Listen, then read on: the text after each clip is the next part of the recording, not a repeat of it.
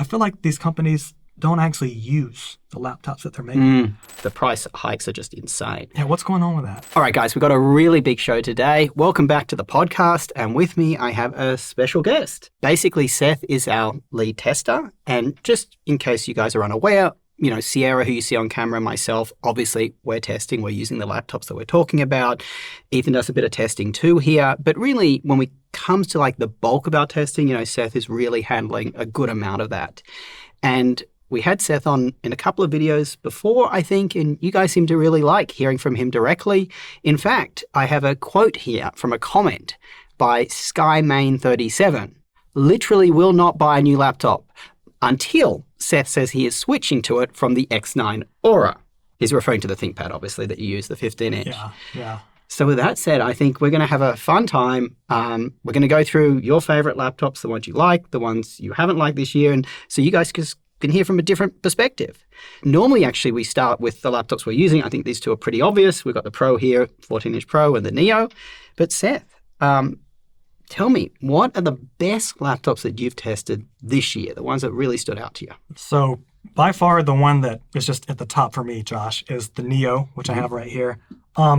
I can't believe that this thing is $600. I mean, when I saw the rumors prior to this coming out, I thought for sure that it was going to launch at like $800. I mean, it's Apple. Usually Apple's idea of budget is taking whatever they sell now and just dropping like $100 or $200 off of it. That's it. I thought it would be $800 and then go on sale at Black Friday for $600. But they just up and launched it at $600. And, no, it's not a MacBook Pro. You're not going to be editing 8K red footage on a timeline, like 3 stacked, high on it. But of course you're not. You know what I mean? Most laptops, all laptops at that price point, have some just major flaw. Like the keyboard sucks or the trackpad sucks or the display sucks. You're making a big concession in one area or multiple. And like I said, this is not the most powerful laptop. So maybe that would be its concession. But in terms of a whole package, you just can't get this anywhere else. Like, it's a metal build, the keyboard, the trackpad, and it's a good screen. We had some interesting discussions in the office about this, right? And in fact, we redid the entire review video to kind of be more, I would say, hopefully more balanced. Maybe you could let the audience know of some of the discussion points we were talking about, the pros, the cons, about this laptop that maybe the audience hadn't seen. I mean, yeah, I think that we sort of fell into two camps here in the office. There was the people who, like me or Sierra, I think, we were like, it's only $600. We see the target market, and for those people that just need a basic laptop, it's a grand slam home run, And then you and Ethan were in the other camp where you didn't hate it, but you were just like, you saw some things. It was more about the longevity of it, the 8 gigs of RAM and just the power, I think the biggest thing that we came to the table with was that we know that, one, if we had $600 to spend, I know there's an education discount that brings down to $500. Yeah. Both him and I know that we can find, and it depends on where you live, a MacBook Air, probably M3, 8 gig of RAM for the same price of this, which we feel is just better. And I think our worry is that a lot of buyers, that's probably who are just walking to the Apple store, and obviously we've been on these store floors speaking to buyers, they don't even think about this kind of stuff. They don't know that the M3, they wouldn't know that the M3 Air is just, I believe, and you obviously share your opinion with the audience, so much better than this laptop. So I think the first part that Ethan and I were very concerned about is just that, particularly when you're shopping $600 or below, secondhand becomes a major, major, major advantage, where it's not as much. Once you're shopping like $2,000 or above, of course you can find better deals secondhand. That's always the case, or prior year models or things like that. But it's really apparent, the difference, once you go down to those super budget levels. So I think that's the first thing that Ethan and I were concerned about. And then the second one I think you touched on, which is the longevity. That I wouldn't say it's the longevity. It's more so that we believe that there are people who are shopping at the $600 price point that will need very quickly more performance than what this offers. I have an M2 Air at home. Yeah. And so I would not trade my M2 Air for this. The Air, even the M2 is, because mine has 16 gigs of RAM as well. So like that's a better laptop if you can get it. But just in terms of just a brand new laptop and you only have $600 to spend, let's say $600 is your stretch, then it's an easy recommendation for me.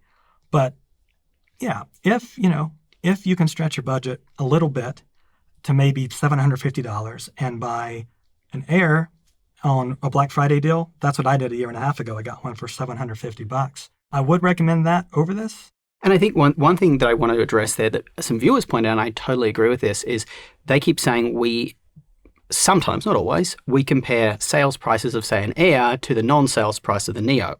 The one thing I want to kind of talk a bit about that is when you're dealing with a $1,000 laptop, the sales price is often, say, $200.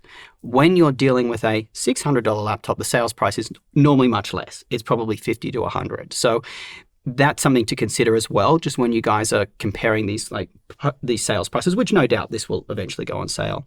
But I think it's really good for the audience to hear just how positive you are on this, because I think it's great to hear from you directly about this, Seth. And I must say that I am very positive about this. I think it has done great things for the laptop industry. I think it has generated so much excitement in the industry. I think it's going to put incredible pressure on Windows manufacturers, which is a really, really, really good thing. It really is. So I am very positive about this. I think it's just about who's the right person for it.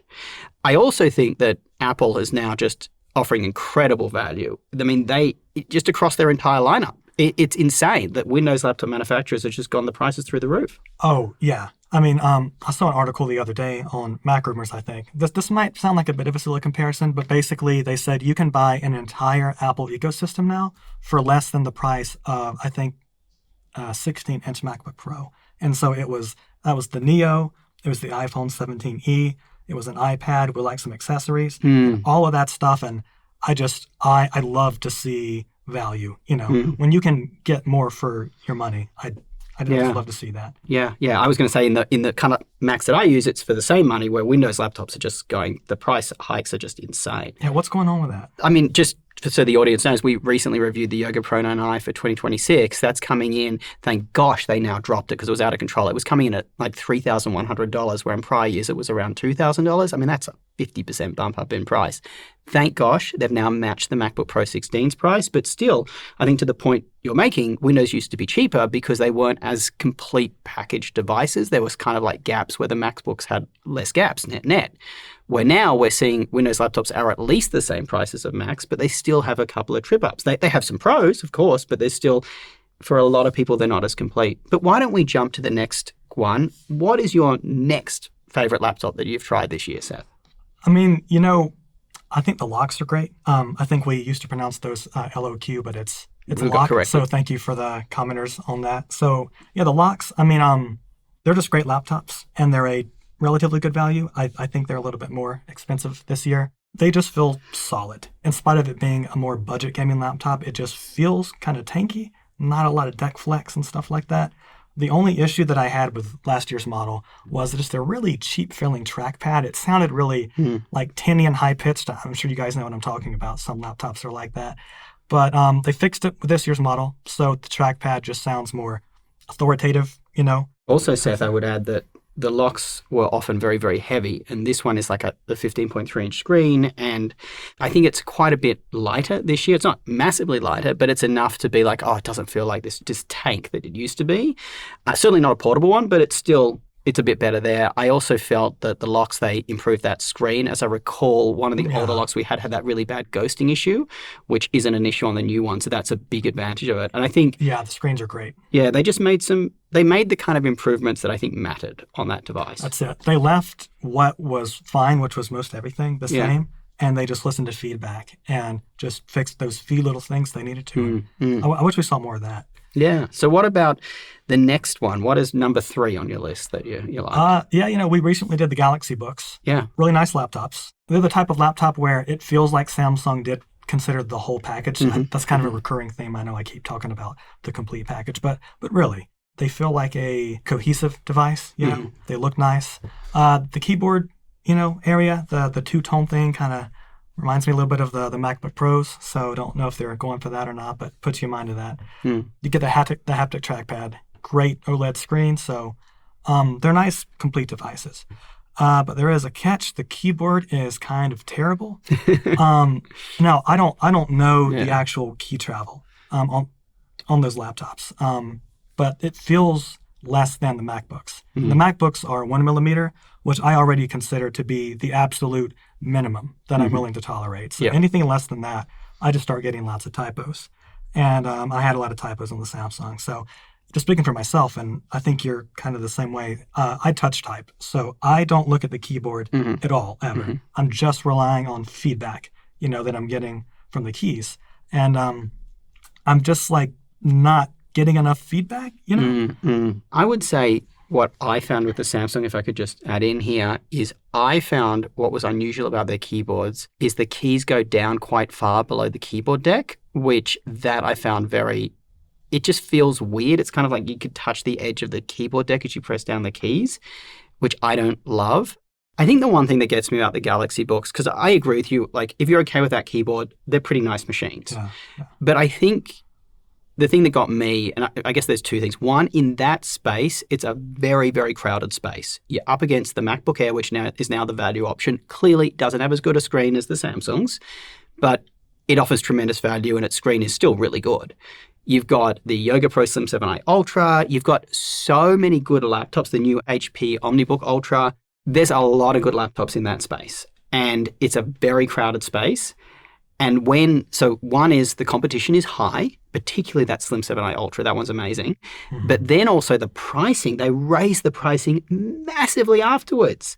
And where these kind of Ultrabooks really shine, not a lot of people need what I'm about to say, but once you put those X chips in for that the better integrated GPU, that's when those Ultrabooks just really shine, having that amazing GPU. Yeah.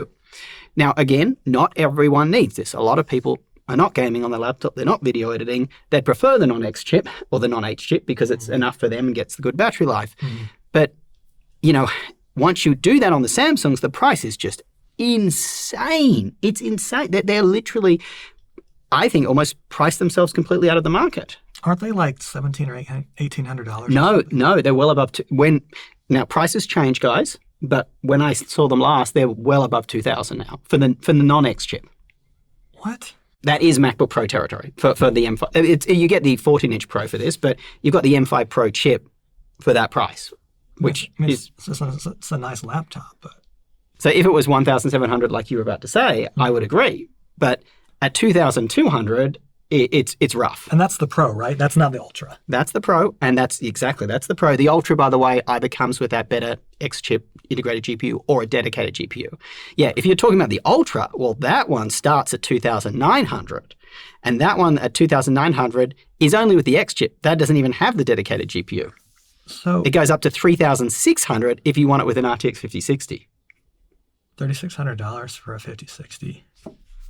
I complained a moment ago about the Yoga Pro 9i, which is their creator high-end laptop, which was $3,100, $400 cheap, $500 cheaper than this, and now that's $2,700, which I think is fair.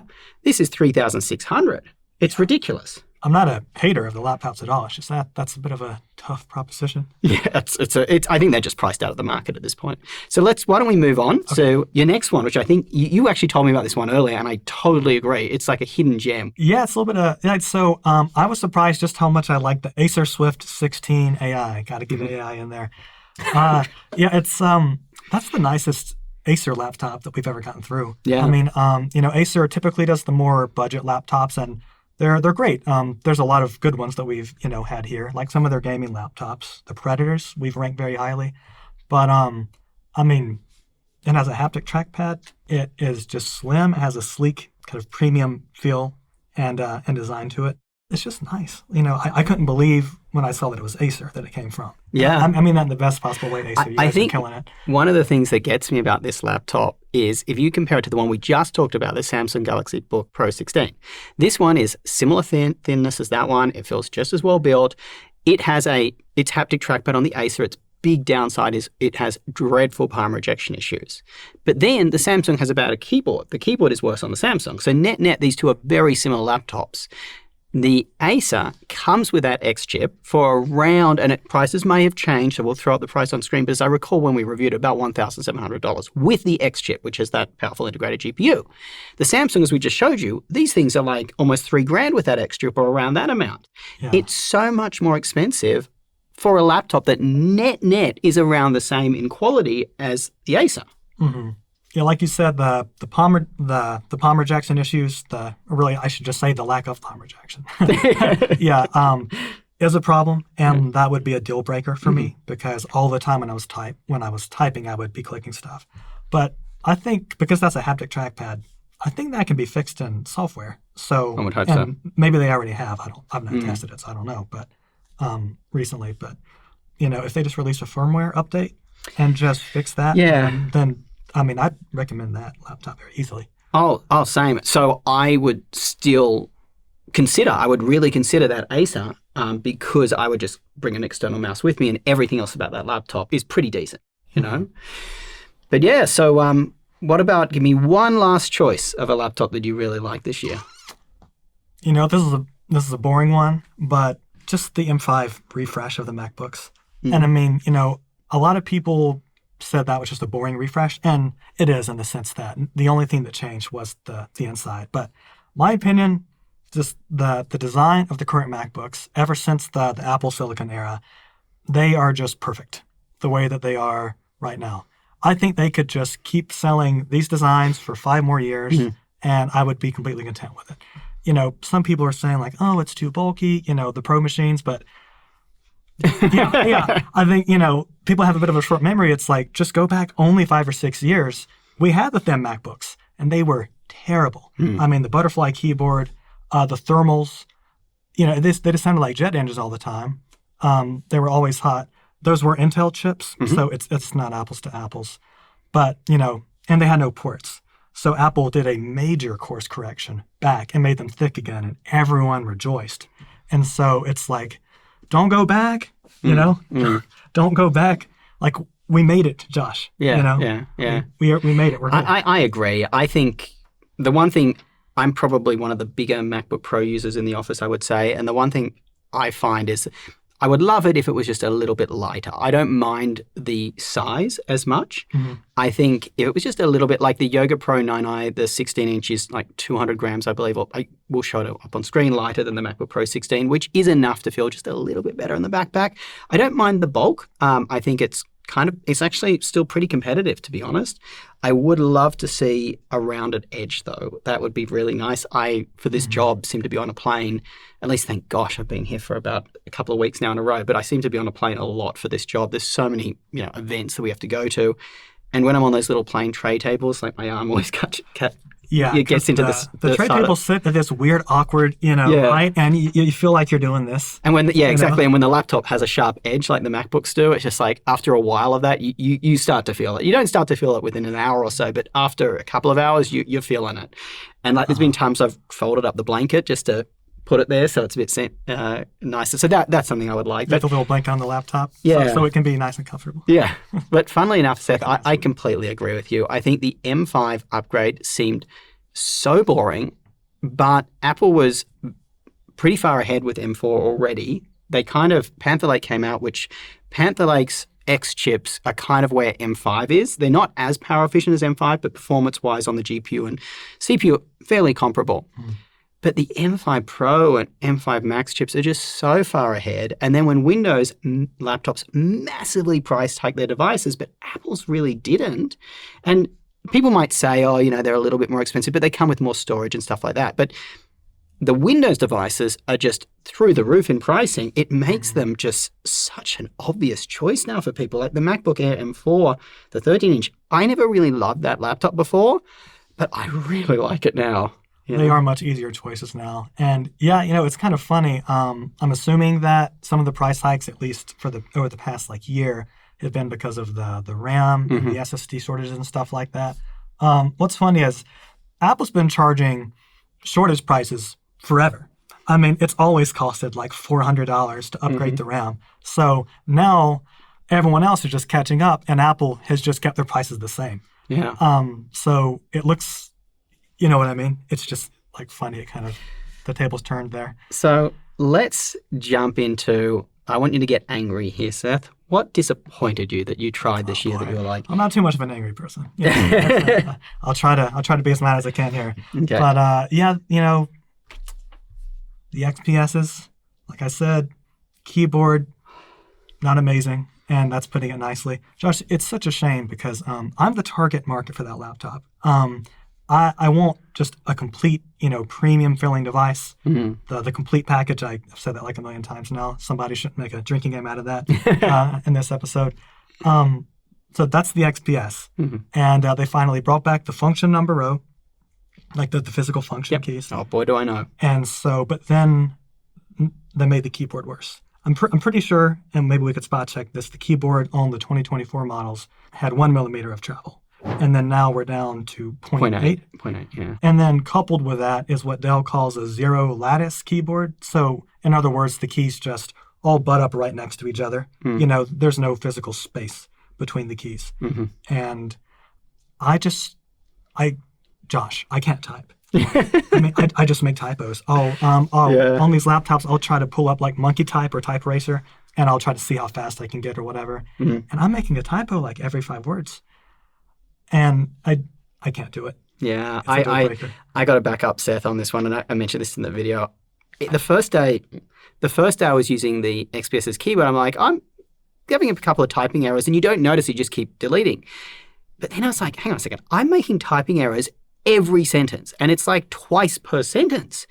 And Sierra and I were sitting there trying to write up the script for these videos, and the errors were just insane. And I'm prone to mistypes. And in my defense, I'm switching laptops literally twice or thrice per week, even sometimes twice or thrice per day. And so I'm using all these different keyboards, and it's very hard to, one day I'm using a keyboard that's like this, and the other day like that. But that XPS, yeah, and I agree with you. It's such a shame. It would have been because an amazing device because they've done incredible things with battery life. The battery life king of laptops right now are the Dell XPSs. In any form, whether it is the non-H, the base model of the Panther Lake Series 3 chips with... That one in particular. Yeah, the 1920 screen. That was just a beast in battery life. But when we put similar laptops together, same CPU, kind of similar screen, similar size battery, XPSs just win. They are the battery life kings. And to see them just trip on this frigging keyboard is frustrating. And the other thing I will add about it that trips up for me, I just talked about the sharp edge of the MacBook Pros. The XPSs have this even sharper edge because it's sharp at the front like the Pros are, but then as I recall, it kind of dips back down. So it's like this edge that's kind of sticking up a little bit it's not just the side, it's like this part as well. And it's a thin laptop, so you don't hit that edge problem that often, right? Your hands are normally like this on the table, so it's not, you don't hit it often, but it's just these little things that they just shouldn't be tripping up on. It's like they're making such progress in certain areas, and we really want to support them. But they just got to stop these little trip-ups. This brings up a bit of a bigger discussion, and I'm not just trying to dump on Dell or anyone, as a whole, but like just in general, we get so many laptops through here, and a couple, and it's like almost every laptop has some major flaw with it. Like there's just one thing, that it's like, okay, well, I like the 90%, but you just have to be okay with this 10%, that you're not okay with, and I almost feel like these companies don't actually use the laptops that they're making.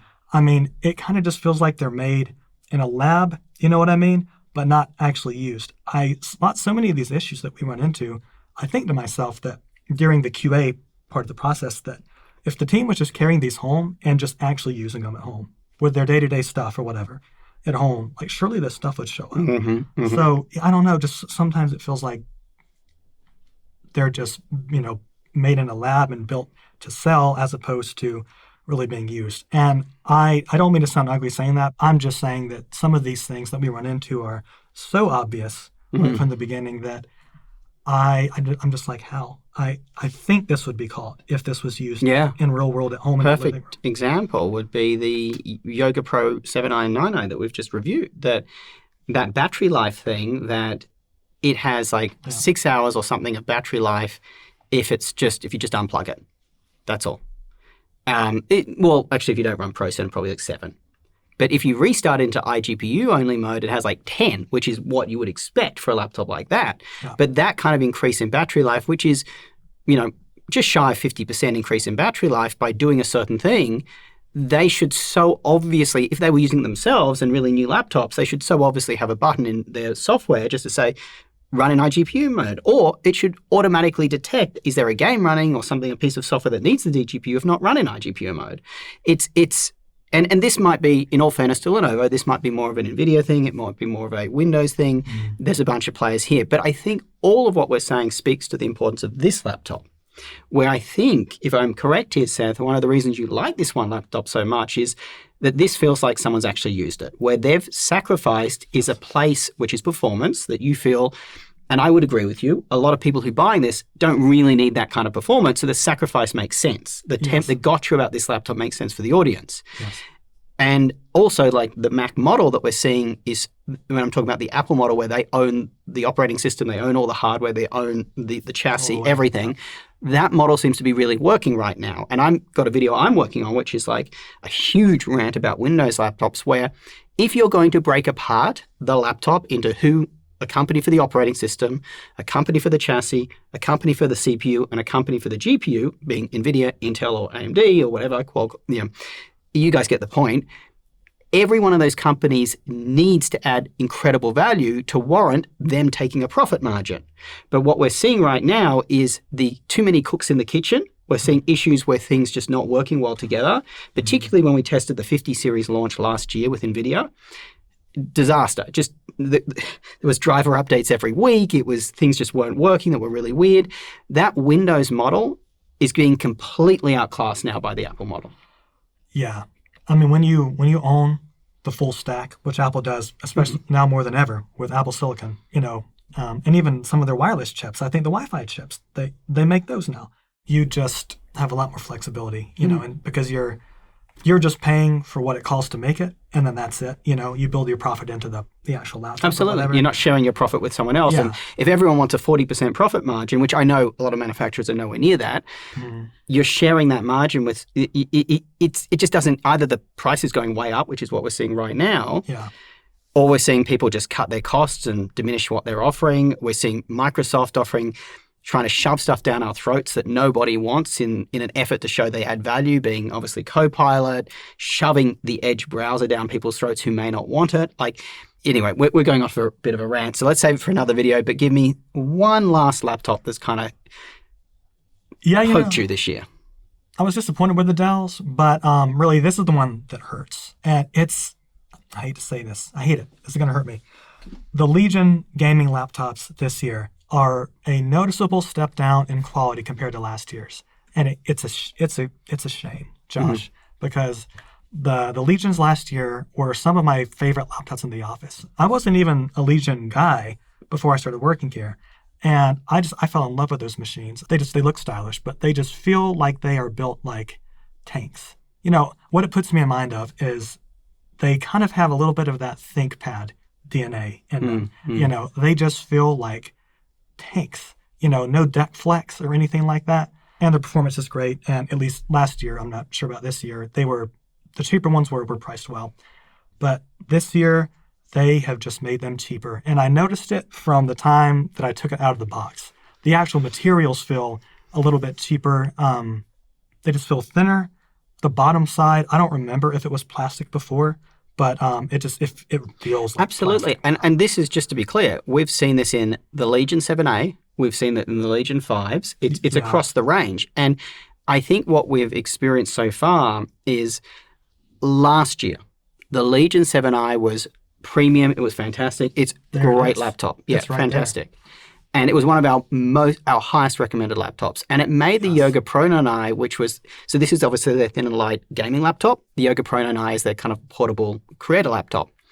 It made the Yoga Pro 9i just not really worth buying because, yes, this is a little bit bigger, but it was so much more powerful. It feeds its GPU full wattage. It had an HX CPU, which is more powerful than like where the Panther Lake chips are right now. It was just a really nice laptop.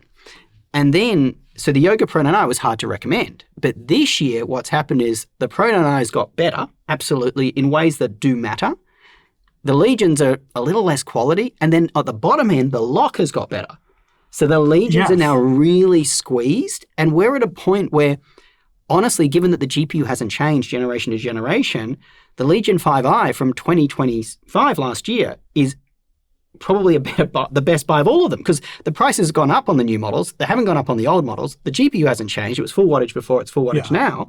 And the chassis have got a little bit worse. So it's like we're left with the Legions going, just buy last year's model and save a huge amount of money, and there's no reason to really get the new ones. I mean, yes, the new ones have the Panther Lake chips, but it's not enough meat on the bone to really warrant a huge price increase given the decrease in quality. No, I mean, it wouldn't be enough for me. I really care about that stuff, I mean, the new ones, when I'm typing on them, the keyboard almost feels kind of hollow underneath, and it's because there's like more keyboard deck flex.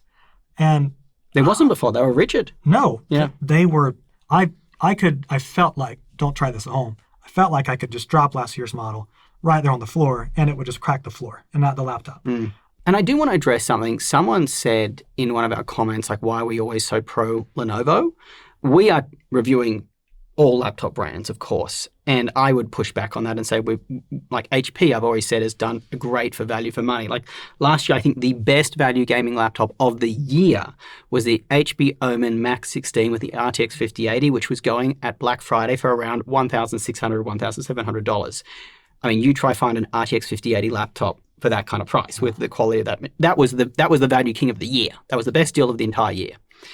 Now, so we are pro others as well, but when we test as many gaming laptops as we do, and I think you kind of touched on this, the Lenovo's, particularly the Legions in the past, have just shined. It's just so obvious when you have them all sitting down there, like, come on, compare like the MSI's quality or the Gigabyte's quality to the Legions. It's a noticeable gap. And so we have been very pro Legions because, as I said, if you have them all here, they stand out. But if they're dropping their quality a little bit, it does offer room for these others to kind of step it up a bit. Lots of that value proposition, at least for me, is diminished now on those. So why don't we wrap with one last question. What is the laptop or laptops, let's keep it short, that you're most excited for to get in? I think I know what it is. I think I can guess. I mean, definitely the ThinkPad X9P, because that's just the X9P is like the Pro version, basically, of the regular X9, and the X9 is my favorite laptop. Yeah. So, and just for the viewers who don't know, just describe like who is this laptop for? What is it? Just so yeah. So the regular X9 is like a thin and light. It has Lunar Lake, so it's just kind of a great basic use laptop. But it can do a little bit because it's got Lunar Lake. And it has that big 15-inch screen. The screen's better quality than the MacBook Air screen. Similar kind of portability. Battery life is insane. It's the only Windows laptop I've used that actually feels like my MacBook Air back at home. But the X9P, it's been a bit, so I'm not going to be able to rattle off every spec off the top of my head, but it does have a higher wattage chip in it, so it's not that lower in chip. I think it goes up to 45 watts. And it's Panther Lake, of course. Panther Lake. And the other thing it has is a better port. I believe it has an HDMI port in the 15. I know there are some improvements in the ports. The current 15 does have an HDMI port. Okay, maybe it's one extra port. I'm not sure. They added something else there. The bottom design's a little bit different. They've made that, what does Lenovo call that section? It's called like that. It sticks out a bit, right? The mission control. I don't remember what it's called. Yeah. Where all the fans are on the bottom. That's a little bit thicker to accommodate the heating solution. Because it's a higher wattage chip, they did up the battery capacity to compensate for that. So I hope that the battery life is still good because, like I said, it's so good in the current X9 15. And so I hope that doesn't get lost with this. But yeah, that's the big one for me. Oh, gee, how could I forget? They upgraded the speakers too. They actually milled out the speakers like MacBooks. And so you have the up-firing speakers as well. Okay. So just Lenovo, if you guys are watching this and you want to send one over here, I'll take a look at it for you. Well, guys, I think that was a pretty long video. We didn't intend it to be this long, but I think it's great that you guys get to hear directly from Seth, who is hands-on, day in, day out, testing laptops. I think last year in a 12-week count, it was like 98 or something laptops we tested last year. We'll probably beat that this year pretty handily. But yeah, and I think it's just interesting to hear from Seth, who's not only testing them, you're not testing them in isolation. You've got most of the major ones directly in the room, which you can quickly compare, and it gives you a deeper insight than I think what a regular user would get, which I think is kind of helpful. So thank you. Thanks, Seth, for joining us. Thanks for having me. Yeah. Man, thank you guys for tagging along. I really appreciate it. Yeah. And like, subscribe, all that kind of fun stuff. Tell your friends. Say hi to your mum and dad for us. And till next time, we'll catch you later.